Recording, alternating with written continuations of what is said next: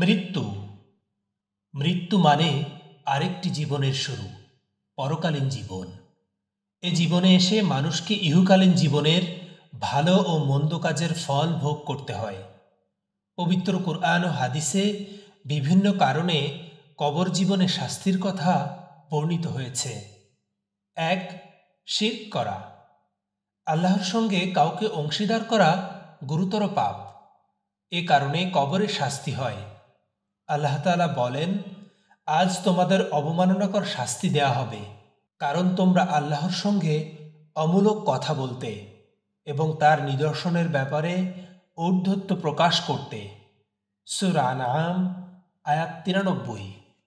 হাদিসে এসেছে, হযরত যায়েদ বিন সাবিত রাদিয়াল্লাহু তাআলা আনহু থেকে বর্ণিত, রাসূল সাল্লাল্লাহু আলাইহি ওয়াসাল্লাম বলেন, এ উম্মত কবরে পরীক্ষার সম্মুখীন হবে। তোমরা মৃত ব্যক্তিদের দাফন করা ছেড়ে দিলে আমি আল্লাহর কাছে দোয়া করতাম যেন তিনি তোমাদেরও কবরের আযাব শুনতে দেন, যেভাবে আমি শুনতে পাই। ২. মুনাফিকি স্বভাব। মুনাফিকি ব্যক্তিরা কবরে শাস্তি পাবে।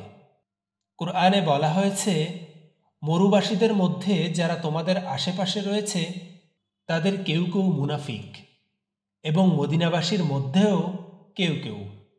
তারা কপটতায় খুবই পটু। আপনি তাদের চিনেন না, আমি তাদের চিনি। আমি তাদের ২ বার শাস্তি দেব এবং পরে তাদের মহাশাস্তির দিকে ফিরিয়ে দেয়া হবে। সূরা তাওবা আয়াত ১০১। ৩. আল্লাহর বিধান পরিবর্তন। আল্লাহ কর্তৃক বৈধ কাজকে অবৈধ মনে করা এবং অবৈধ কাজকে বৈধ মনে করা কঠিন গুনাহের কাজ। রাসূল সাল্লাল্লাহু আলাইহি ওয়াসাল্লাম ইরশাদ করেন, আমি আমর ইবনে আমির খুজাইকে তার বেরিয়ে আসা নাড়িভুড়ি নিয়ে জাহান্নামের আগুনে চলতে দেখেছি।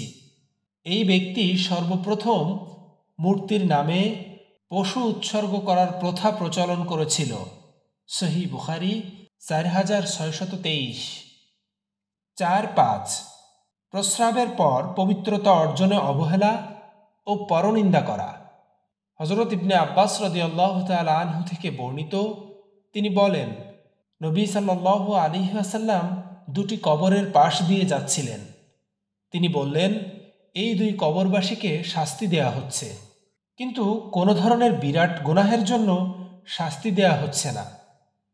এদের একজন প্রস্রাব করার সময় আড়াল করত না।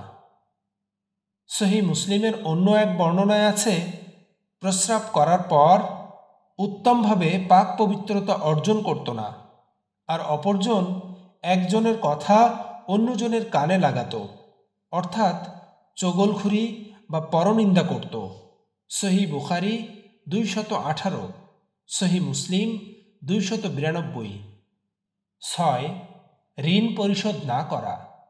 ঋণ পরিশোধ না করে মারা গেলে কবর থেকে শাস্তি শুরু হয়। হযরত সাদ বিন আতওয়াল রাদিয়াল্লাহু তাআলা আনহু বর্ণনা করেন, আমার ভাই ৩০০ দিনার ও ছোট সন্তান রেখে মারা যায়। আমি সন্তানদের জন্য তা খরচ করার ইচ্ছা করি। তখন রাসূল সাল্লাল্লাহু আলাইহি ওয়াসাল্লাম আমাকে বলেন, তোমার ভাই ঋণের কারণে আটকা পড়েছে, তার পক্ষ থেকে তুমি তা পরিশোধ করো। ৭. প্রাণীদের বন্দী করে শাস্তি দেয়া। রাসূল সাল্লাল্লাহু আলাইহি ওয়াসাল্লাম বলেন, আমি জাহান্নামে ওই নারীকে দেখেছি যে বিড়াল বেঁধে রেখেছিল। সে বিড়ালকে খেতেও দিত না, আবার ছেড়েও দিত না যাতে সে কীট পতঙ্গ খেতে পারে। এভাবে ক্ষুধায় বিড়ালটি মারা যায়। সহিহ বুখারী ৩৪৮২। আল্লাহ রাব্বুল আলামিন আমাদেরকে এই ৭টি বদ অভ্যাস থেকে মুক্ত রাখুন। আমিন।